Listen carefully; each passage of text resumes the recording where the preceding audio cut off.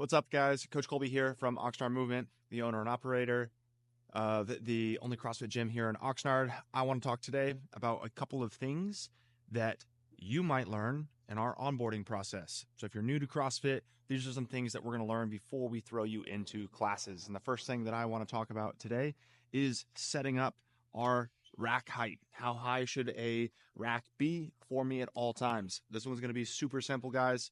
If I'm going to take this J hook, is what we call these, I'm going to put it so that J portion is going to be in the very top of my armpit. So let's quickly do that here.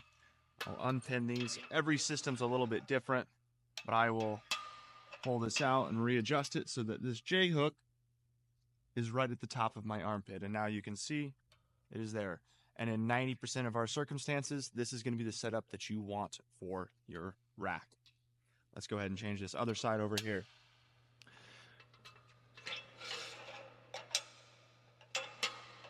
Up to here, top of that armpit, all set. Something else that we're going to talk about in that onboarding and that foundations, something that you need to be learning before you do something like CrossFit is, hey, when should I be breathing and when should I not be breathing when we're lifting those weights? And for us, our rule is simple. If we are moving, we are not breathing. And if we are not moving, we can breathe. And the reason for this is simple. We've got 3 ways to protect our midline. The first way is with our lungs, like big airbags. The second way is like with our abs, like a big seatbelt. And the third way is this bony structure called our spine. And if we don't use our lungs or our abs by default, we use our spine. Now, when we're lifting external objects, we don't want to just use our spine to lift.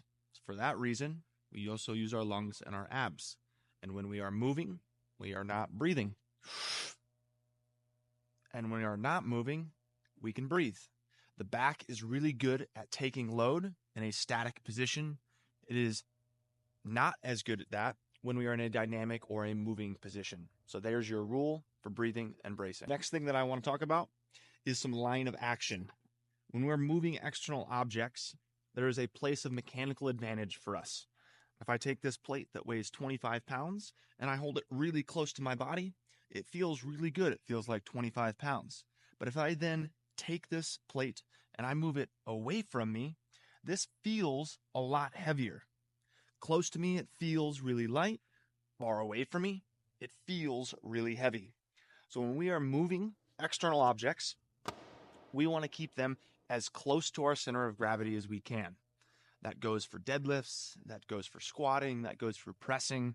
All of the foundational lifts that we're going to talk about, we want to keep those objects as close to our body as we can to increase our mechanical advantage. That all has to do with levers, and we want to make our lever as short as possible, make our mechanical advantage as high as possible. Now, if we're talking about gymnastics, that might be a different story. We might purposely make things harder to increase difficulty.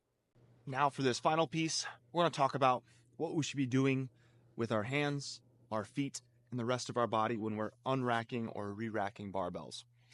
We talk about 3 different things. We talk about grip, we talk about stance, we talk about position. Those are our 3 things. So every movement for our lifting will have somewhere that we place our hands, we'll have somewhere that we place our feet, and we have somewhere that we place the rest of our body. We'll learn all of those that are unique for each of those lifts. Some of the lifts share the same grip, stance, and position. When I approach a barbell, I should always be thinking about those 3 things.